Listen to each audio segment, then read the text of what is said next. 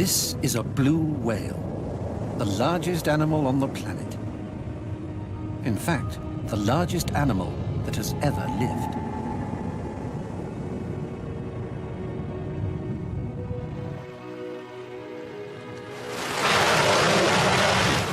It's 100 foot long and weighs nearly 200 tons.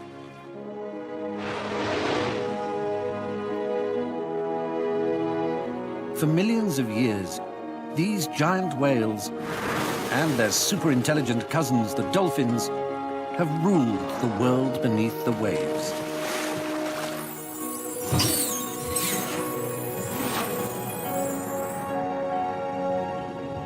Sadly, our relationship with them has not always been a friendly one. In the past, we persecuted them. But today, we are reaching out to them and experiencing a sense of wonder that's hard to explain.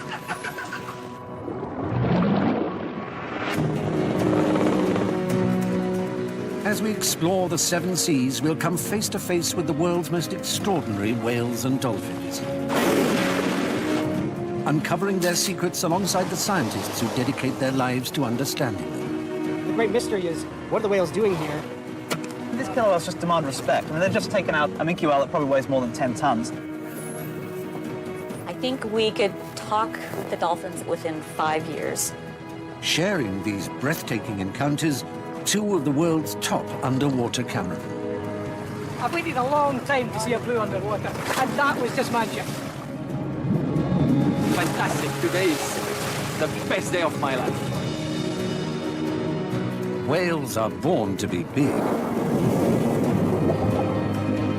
Even this newborn baby weighs over a ton.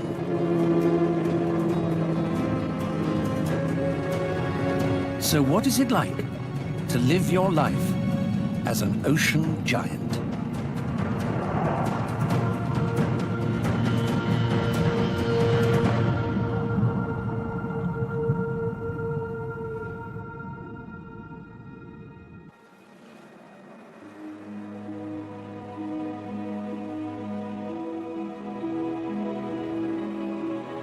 Part of our attraction to whales has always been their gentle nature. But we are beginning to discover a different story, one spiced with sex and violence. Every spring, thousands of humpback whales are drawn to Hawaii, the world's most remote island chain, to do battle.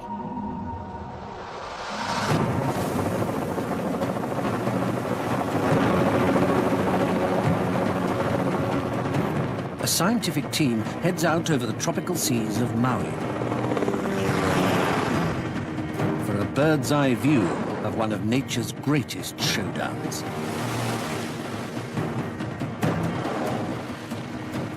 Gangs of humpback whales posture, ram, and can even kill each other.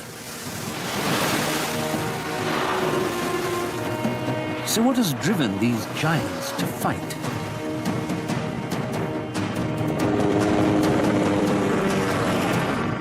The answer to this question needs a close-up view of the action from underwater. Jeff Kalbash has spent 15 years watching fighting whales, trying to make sense of their belligerent behavior. Okay, she is ready to go. He's joined by ex-Cousteau cameraman Didier Noireau, who's hoping to find more clues by going right into the thick of the action. Humpbacks are my favorite whales. I filmed them many times before. But there is one thing I'm really keen to see, is to see the fight of the males. It's going to be very dangerous. You can be hit by the tail and I guess you can die. They go so fast underwater despite their size, and that's going to be like a challenge for me. There's news of some action a mile offshore. See the pectoral fin, the white? Filling it up. Lovely.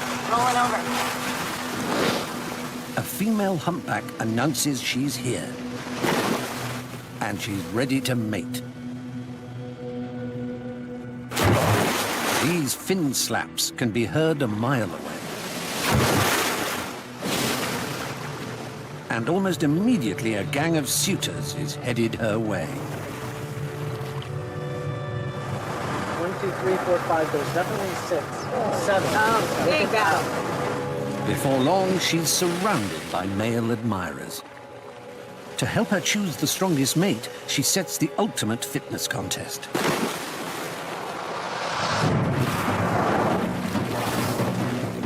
She sets off on a marathon swim with the pack of jostling males in hot pursuit. Each one is trying to win her affections by staying as close to her as possible.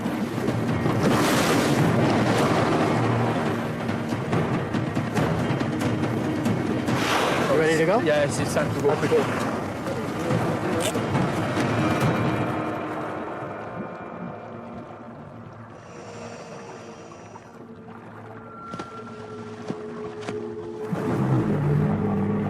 Underwater, the 40-ton males might seem relaxed, but the tension is building.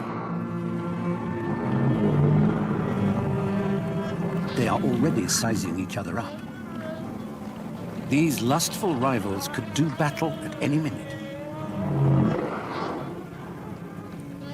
Didier must stay alert. He can't risk diving with scuba tanks, as any dispelled air could be interpreted as a challenge by the males, who blow bubbles as a sign of aggression. Like now.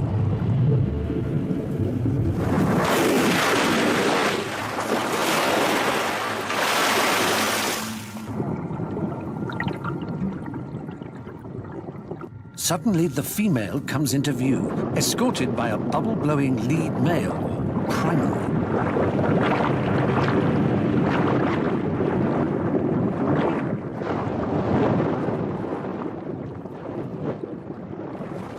It's a good start to the filming.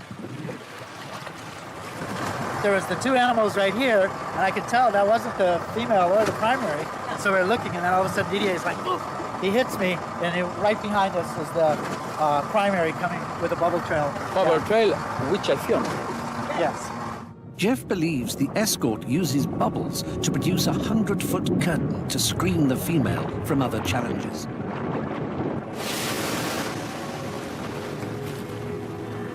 And with lungs the size of a car, it's the biggest male that can expel the most air.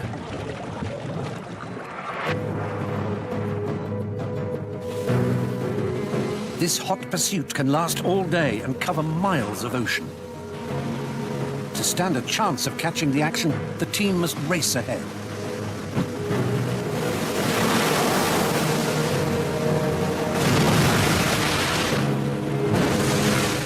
Meanwhile, the competition escalates to explosive shows of strength. Look at that. He's right in contact with him. You see his pec fin? The other animal's colliding into him. Nice action. Look at him pushing and shoving. See that fluke just flick over like this, and he's diving down, charging at somebody, pushing somebody away.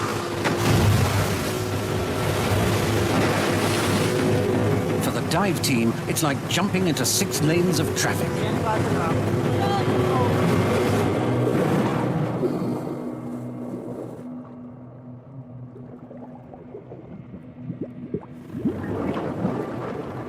Testosterone-fueled giants charge by at 20 miles per hour.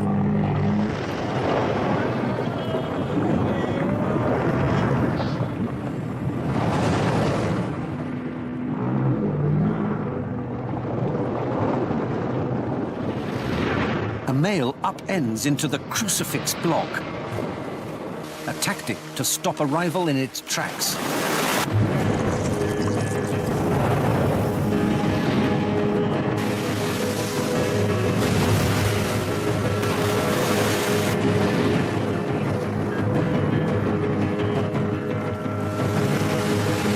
As the violence intensifies, it becomes more dangerous for the rival whales and for the cameraman.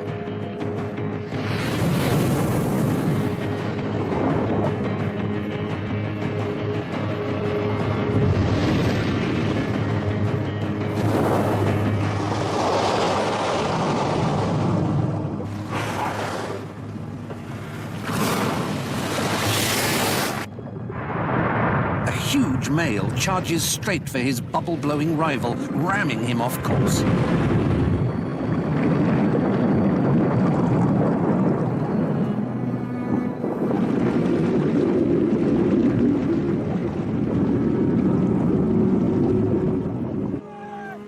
For Didier, it is the dive of a lifetime. It was amazing. All was perfect. Good dropping, thank you. Good advice. We are just at the right time, at the right moment. We saw the collision, and then that male released all these bubbles.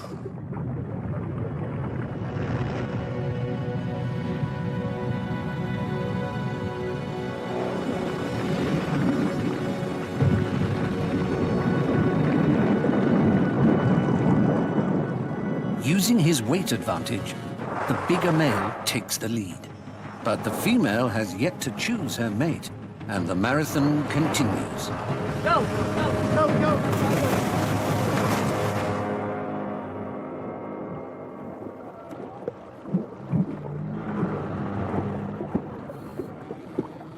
Then, suddenly, the mood changes.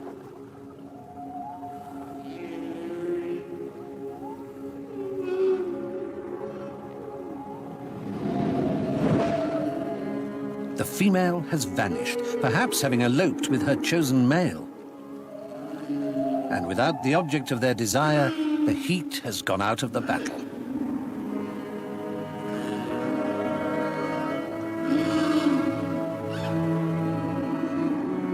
Minutes after dueling in the high seas, the males are caressing each other in a graceful ballet.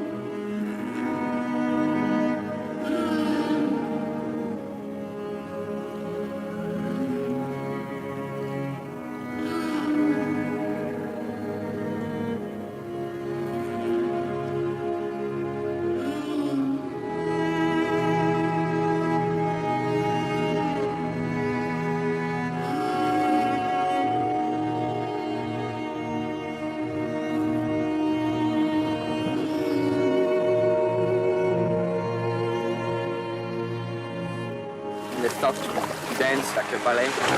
Beautiful. How beautiful to watch them just moving and turning, touching. It was spectacular. Very spectacular.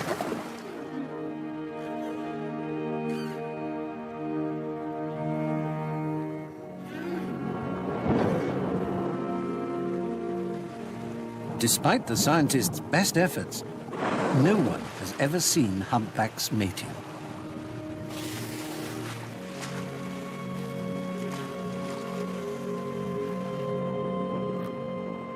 But everything points to the female choosing the biggest blowing and hardest hitting male to be the father of her young.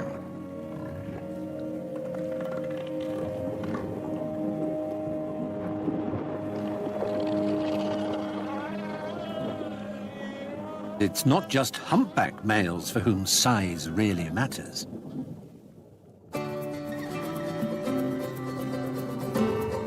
Here off the coast of Argentina is the biggest whale orgy on the planet.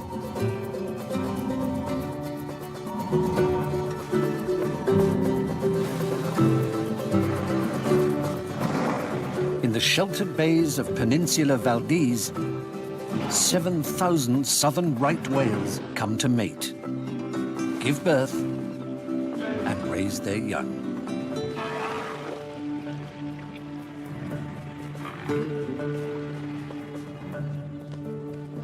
Even for a veteran cameraman, it's an extraordinary spectacle.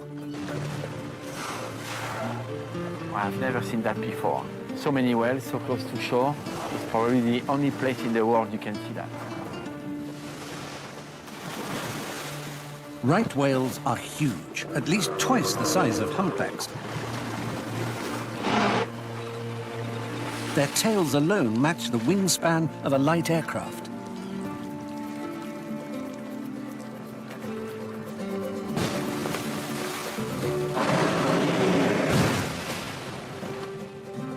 Unlike the aggressive humpbacks, male right whales are surprisingly gentle lovers.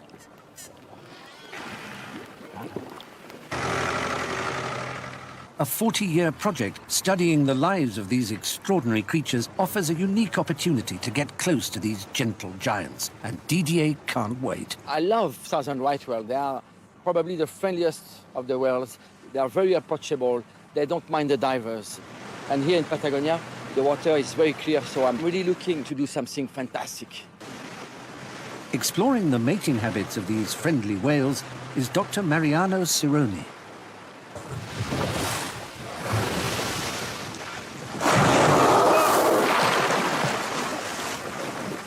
Tragically, it's their very friendliness that made them such easy targets for the early whalers and made them the right whales to hunt. Today, these giants are making a slow but promising recovery, thanks to conservationists like Mariano and to their amorous nature. You see the male in the right position under the female. The female, yeah. You see the flipper of the male hugging the female, and they are belly to belly.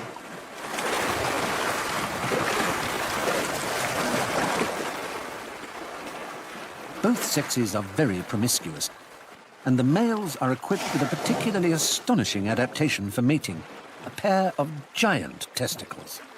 Their two testicles together can weigh up to 1 ton. And the testes of the right whale are 20 times heavier than those of the blue whale. So that's an indication of a very sexual species.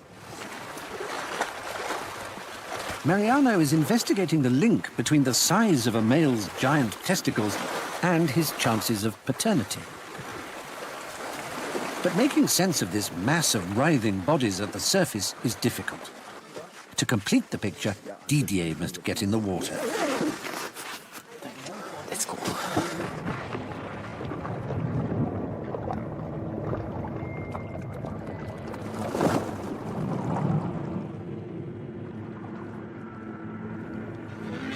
With most whales, getting close to them is the challenge.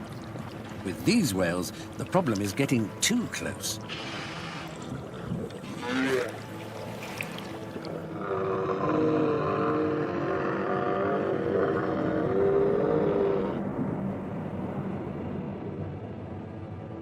They are so friendly that a diver must be careful not to be accidentally crushed by one of these 80-ton giants.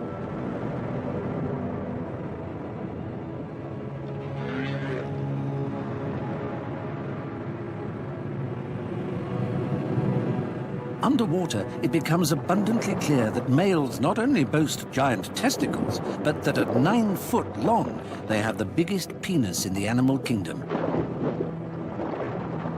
And one which appears to have a mind of its own.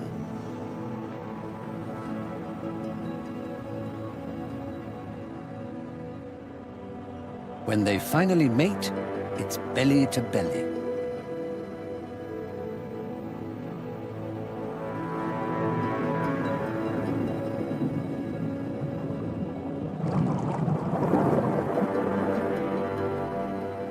But this is just the start for the female as she goes on to mate with the rest of the males, sometimes up to 5 or 6 at a time.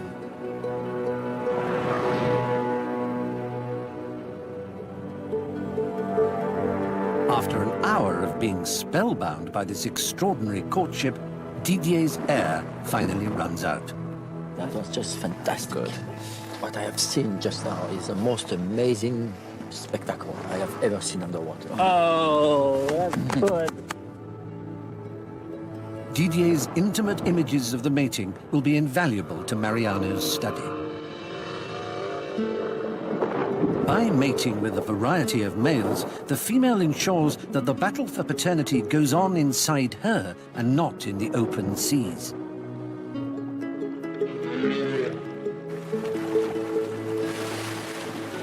But it's still the biggest male that stands the best chance of winning that battle, because by having the longest penis and largest testicles, he can flush out any competitor's sperm.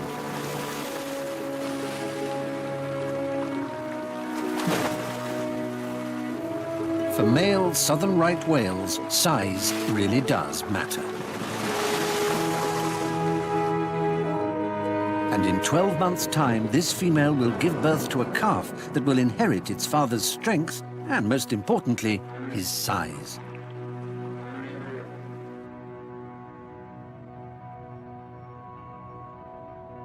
But here off the west coast of Mexico, it's the size of the mother that matters.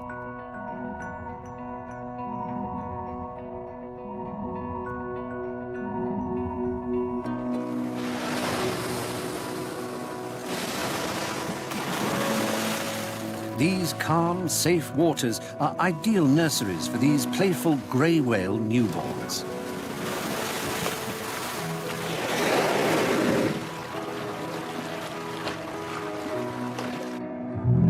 For the first 3 months of their lives, when they are at their most vulnerable, the calves live in peace, feeding only on their mother's milk.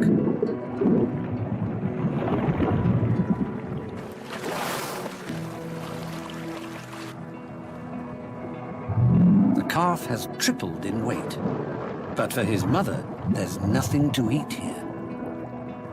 For her own survival, she must leave this safe haven and lead her calf on a perilous journey, the longest made by any mammal. From the barren waters of Mexico, they will swim 6,000 miles to the rich feeding grounds of Alaska. During its 50-year lifespan, a grey whale will swim over 500,000 miles. As they head north from Mexico, they hug the coastline, hiding in the murky shallows.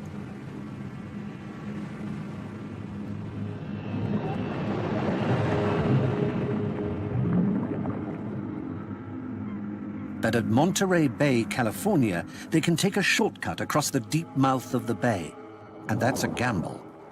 They're now exposed to attack.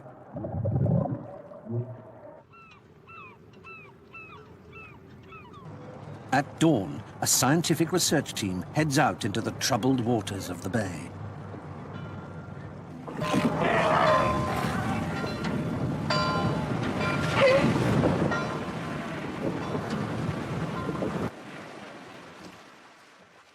John Durbin is studying the attacks on grey whales. This is one of the most important ambush points for grey whales along the coast. The grey whales are coming to this point over here, and they're making a decision as to whether to tuck around in the bay here or cut across to the other side and save them some time. But what could possibly take on a 30-ton whale, especially one defending her calf? No one knows better than underwater cameraman Doug Allen. 10 years ago, he filmed a ferocious attack in this exact spot. And what he saw was the ocean's top predator in action, killer whales.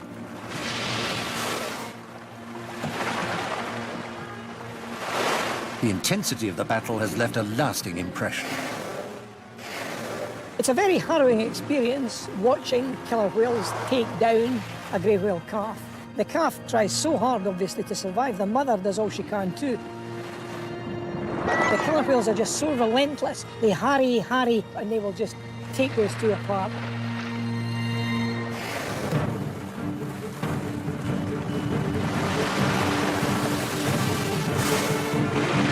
A male killer whale is 10 tons of pure power, a cunning mind, and 60 teeth.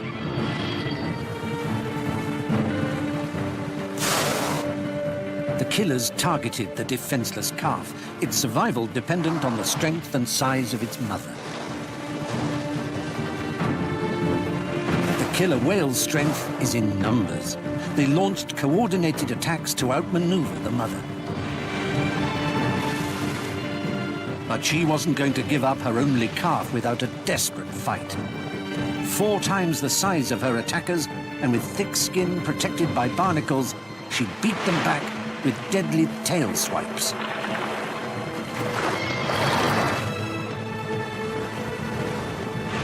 But the killer whales had chosen their victim well.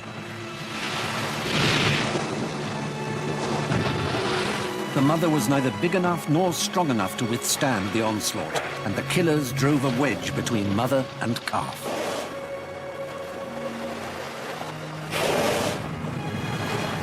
Eventually, they drowned the isolated calf.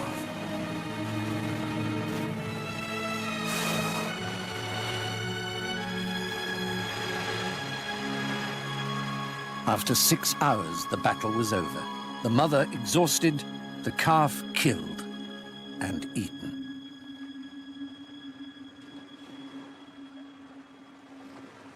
A decade on, John is waiting for this season's killer whale attacks to begin. What's happening, John? They got killer whales. They're about a mile north of the ship over here, the Miller Freeman. Yep. And the killer whales were chasing something when they arrived. They've stopped.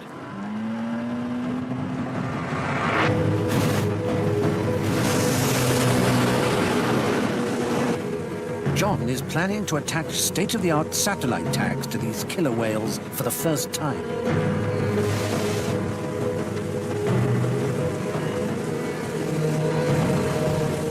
Well, we got a group of killer whales are coming up on them, and as we're coming up, we can see there are birds overhead, and you can smell a really strong fishy smell right now. That's good indication they've killed recently. That's the blubber smell of a whale. The attack is over, but the killer whales are now feeding on their victim. The bulk of the carcass is probably sinking down, and they're trying to hold it up, but we have seen a whale with a big chunk of flesh in its mouth. I think they're probably dismantling it right now. These killer whales just demand respect. The feasting whales offer John the best chance to secure a tag. Right under us here. Going forward, so if we go forward a little. To work properly, the tag must be positioned perfectly on the dorsal fin. John's aim has to be spot on. That's what you again. Okay, this one's coming up, Ken. Perfect. Oh yeah, look at that. It's flush. Yeah. Just the tapes. The antenna looks good. With so many killer whales gathered in one place, John is eager to secure as many tags as he can. That's good. Right there, it's good. When you tagged those whales, they just didn't flinch at all. Yeah, that's a nice thing about these small tags. Yeah, it's an issue of scale. We're putting a 40-gram tag on a 7-ton whale. They don't notice it. Now we've got some tags on, the signals are going to get pinged from the tags up to some satellites, and we can receive the signals on my phone here. That's going to allow us to track them over the next few weeks, hopefully. John can now track their movements and, critically, work out how often grey whales are attacked.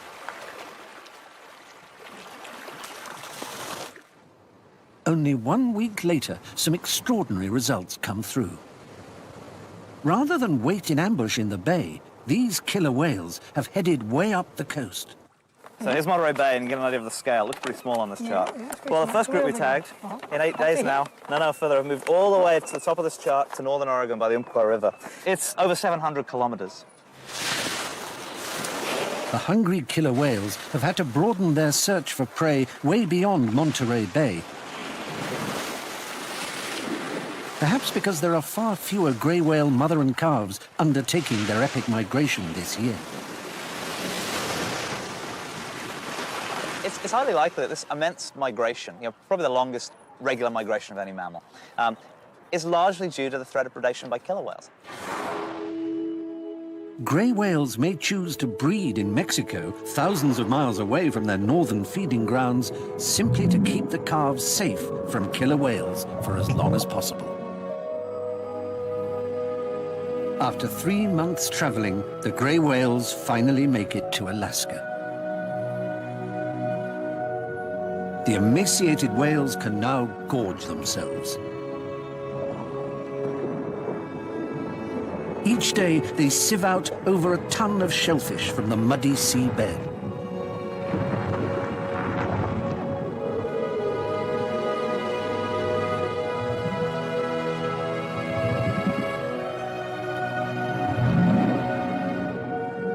But it's only the largest, strongest, and most determined mothers who can save the lives of their calves on this most grueling of migrations.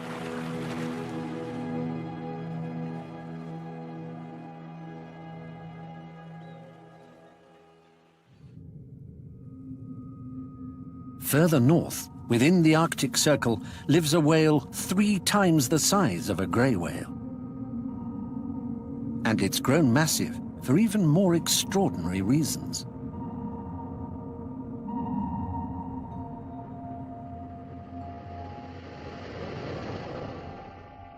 As it stays in the Arctic all year round, it doesn't need to be big to survive lengthy migrations. And protected by the maze of shifting pack ice, it has less to fear from killer whales.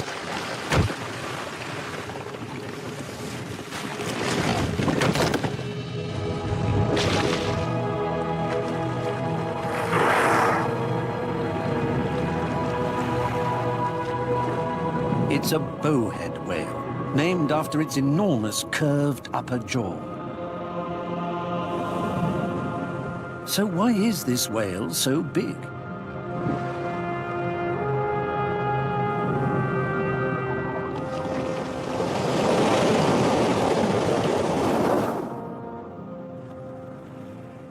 In eastern Greenland, a scientific team is attempting to unlock the secrets of this little-known giant.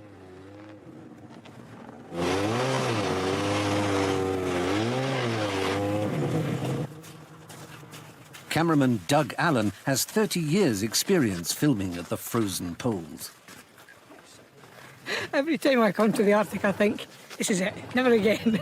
Next shoot, Caribbean. But there is something special about this. It always keeps pulling you back. In the last 2 centuries, bowheads were almost wiped out by commercial whalers and are notoriously wary of humans. No one knows this better than Doug. I think if bowheads had personalities, they'd be a little bit sad. I think I've had such a lot of bad things done to them, they're almost wiped out. That somehow I think they're coming back. They'd like to be friendlier, but they just don't yet know how to trust us.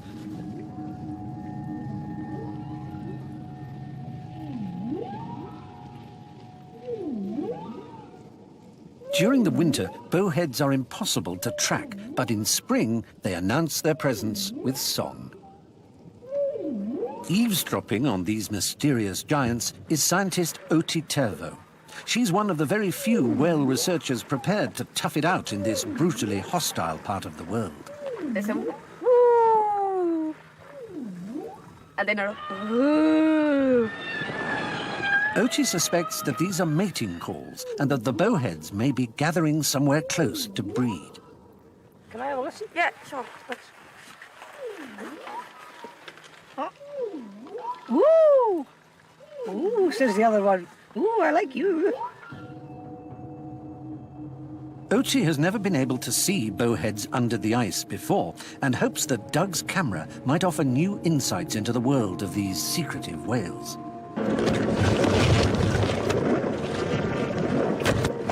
Unfortunately for Doug, bowheads are the masters of concealment, able to hold their breath for up to an hour and a half. To make matters worse, the elements aren't exactly inviting. It's minus 20 degrees Celsius, and Doug hasn't even got in the water yet. But at least there's a whale.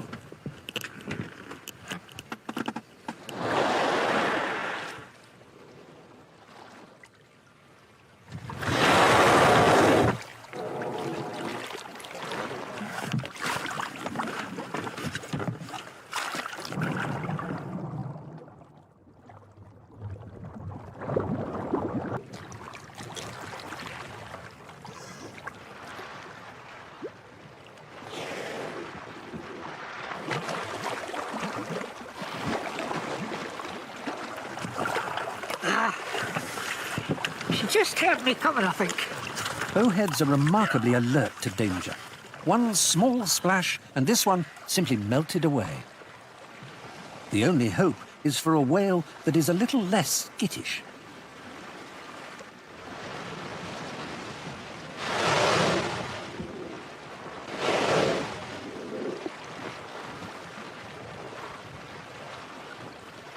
Gosh, these whales. Gee, they're hard to get close to.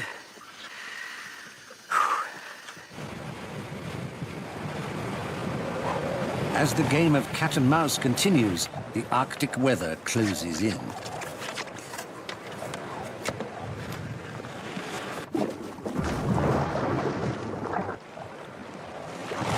Even with his insulated dive suit, Doug is close to hypothermia after just 2 hours. I must be bad.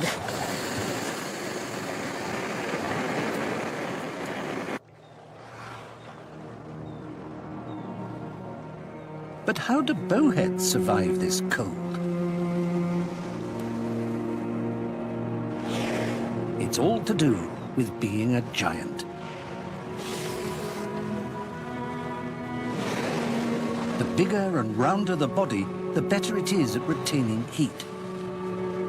Wrapped in 50 tons of insulating blubber, these whales are the fattest animals on the planet. Indeed, half their entire body weight is fat.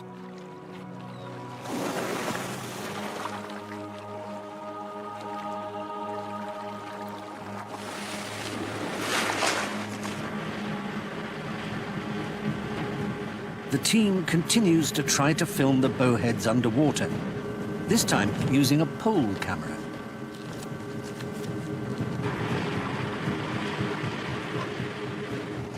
For the whale, this method of filming may be a little less intrusive, and for Doug, well, it's just a little bit warmer. Okay, hold it there, I can see a fluke.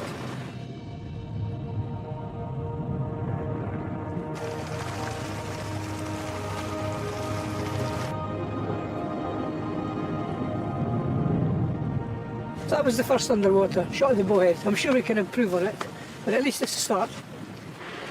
Already, they're discovering something distinctive about these creatures. The footage reveals a patchwork of markings all over the whale's body.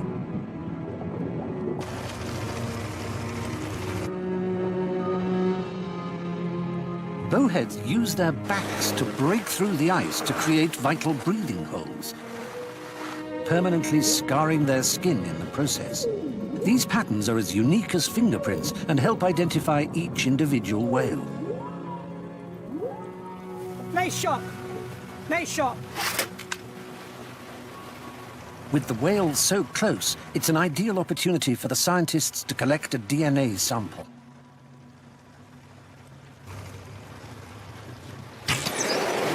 No more than a pinprick to these fat-coated giants.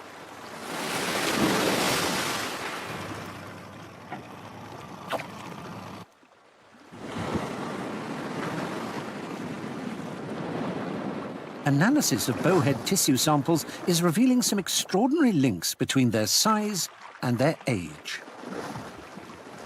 Well, there are some estimates that the whales could be over 200 years old, so this could be a sample of a 200-year-old whale.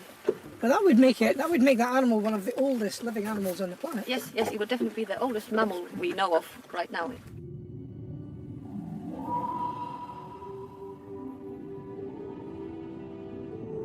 Bowheads can live for over 200 years because they have a lower body temperature than any other whale. And the lower your body temperature, the slower you age.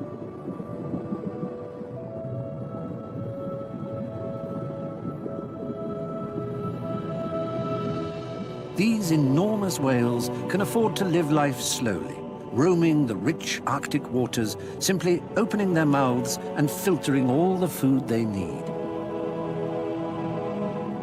Uniquely, a bowhead's backbone never fuses, so all that time they never stop growing.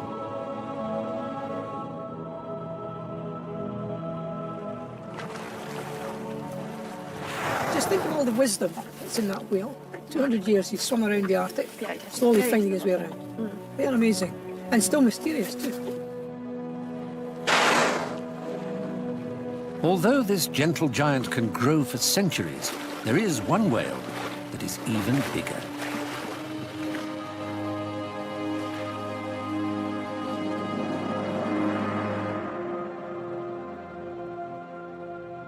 Only in the vastness of the ocean could there live the largest creature on Earth.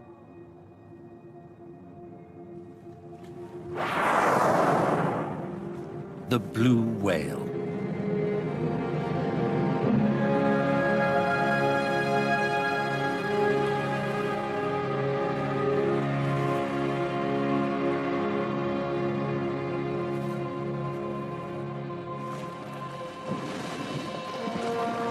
Before commercial whaling, 300,000 blue whales cruised the oceans.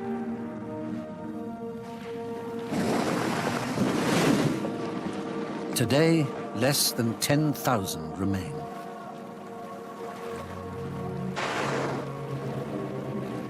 We know almost nothing of their lives, and for years assumed that, like the other great whales, they migrated to cold, rich seas to feed.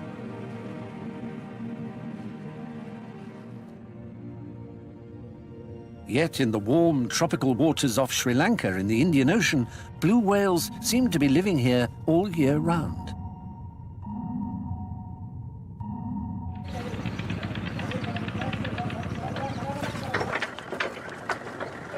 An international team of scientists, led by Anouk Ilangatun, has pioneered blue whale research here through the decades of civil war.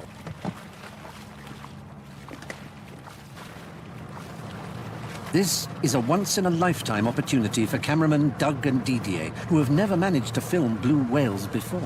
They're not easy to approach like southern right whales. They're not friendly like humpback whales. These are very difficult characters. If I get one shot of a blue whale underwater, that will be a dream come true. They head out into blue whale territory, 20 miles into the open ocean.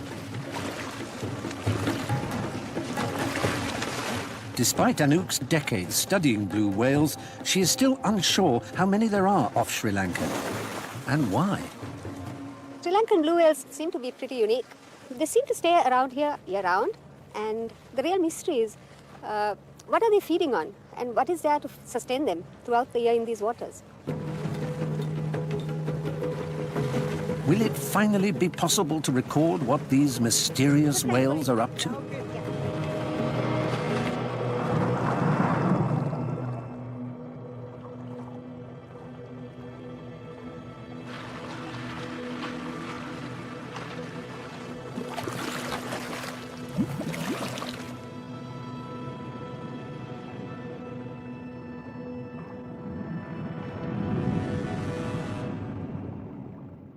The whales remain elusive.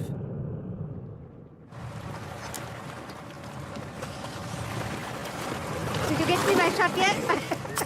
That was the first time. No, be patient. Well, this is going to be difficult.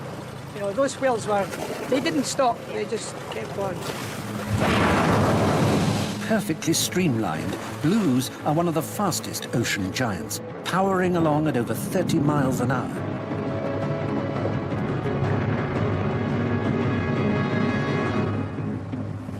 But at least they're sticking around. So what holds them to this patch of blue sea off Sri Lanka? By measuring how temperature and salinity change with depth, scientist Asha de Vos believes she has the answer. What I've discovered is that along our coastline, there are these areas of upwelling, pretty large areas, which are bringing all this cold, nutrient-rich water from the depths to the surface, which might be providing conditions for whale food. The upwelling of cold, nutrient-rich water is unusual for the tropics, but appears to contain the perfect food for blue whales, whatever that is. Any images of whales feeding in Sri Lanka will not only be a first, but will also help support Asha's theory.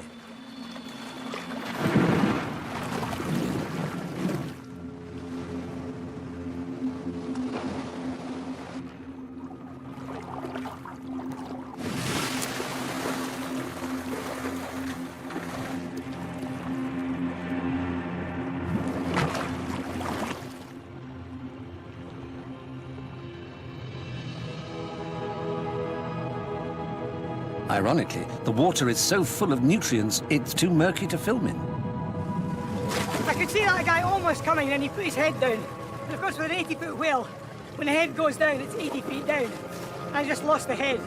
Lovely view of the tail going through, big, big tail.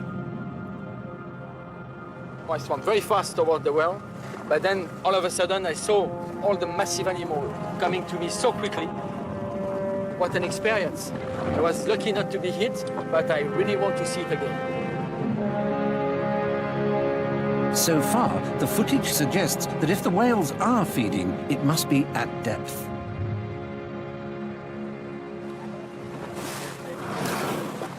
Ari Freelander, another member of the research team, is investigating the duration and depth of each whale's dive. Okay, I think that's the animal from that third group, so that dive time is about 7 minutes. I'd probably say, just based on that dive time, maybe between about 50 and 200 meters. I think it's pretty clear that these guys are feeding, and they're lunging quite a bit down there, too. Ari is now convinced the whales are feeding at great depth. But on what? the whales leave behind crucial evidence floating on the surface. This is whale poo. Whale poo? That's right. It's red in color, and that gives us a clue to what it is actually. It's full of krill. You know, that's what they feed on? That's right.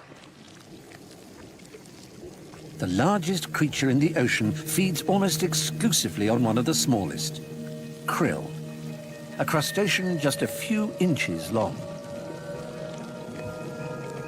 Krill are normally found in cold polar seas, but the unusual conditions off Sri Lanka allow krill to thrive in these tropical waters.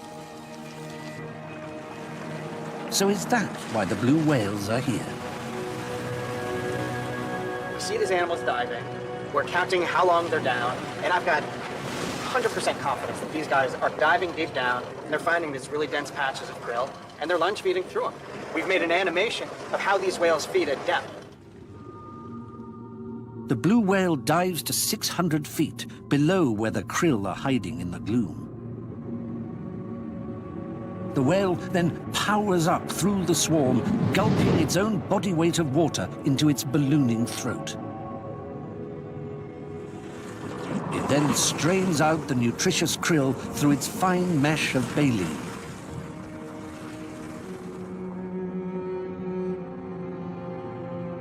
Each lunge requires huge effort. But if you have a mouth as big as a blue whale's, you can catch so much food that the whole process becomes extraordinarily efficient. Their size is the secret of their success.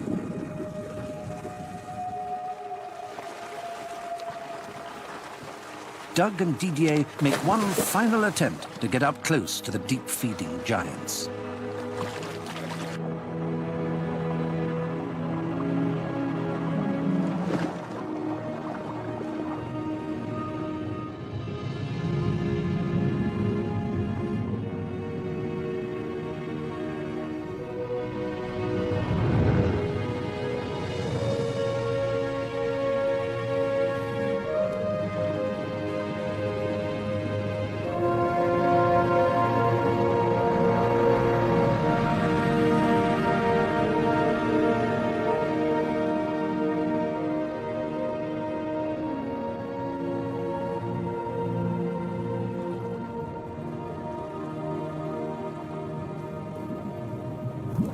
It was certainly the biggest whale that I've ever seen. It just looked enormous underneath me. I've waited a long time to see a blue underwater, and that was just magic. Huge animal, fantastic. Today is the best day of my life. Pumped up on tons of krill, blue whales can grow as long as a jetliner, weighing almost 200 tons, twice the size of the largest dinosaur.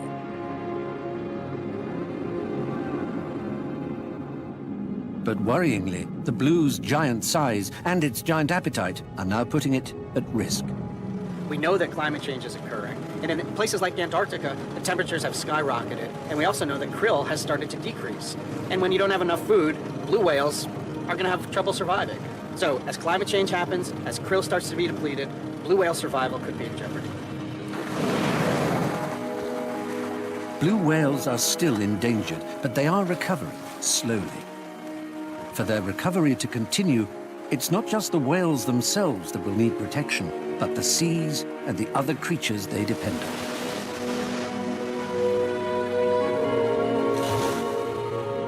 We may have missed the chance to live with the great dinosaurs of the past, but we do have the good fortune to be sharing our time with the largest creatures that ever lived. These magnificent ocean giants.